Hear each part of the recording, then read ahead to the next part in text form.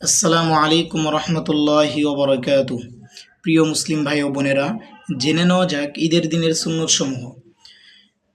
তো ঈদের দিনের প্রধান প্রধান সুন্নত সমূহ হচ্ছে তাড়াতাড়ি ঘুম থেকে ওঠা, মিসওয়াক করা, উত্তম রূপে গোসল করা, উত্তম পোশাক পরিধান করা, পুরুষদের জন্য সুগন্ধি ব্যবহার করা এবং ঈদ ঈদুল ফিতরে যাওয়ার আগে মিষ্টি জাতীয় কিছু দ্রব্য খাওয়া এবং ঈদুল আজহায় যাওয়ার পূর্বে কিছু না খাওয়া।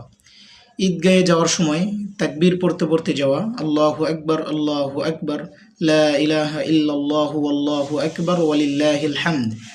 এবং ঈদগাহে এক রাস্তা দিয়ে যাওয়া এবং অন্য রাস্তা দিয়ে ফিরে আসা এবং ঈদগাহে হেঁটে হেঁটে যাওয়া। এবং ঈদগাহে যাওয়ার পর অর্থাৎ ঈদের দিনে একে অপরকে সালাম মুসাফা এবং মুনাকা করা, এগুলো হচ্ছে ঈদের দিনের প্রধান প্রধান সুন্নতসমূহ।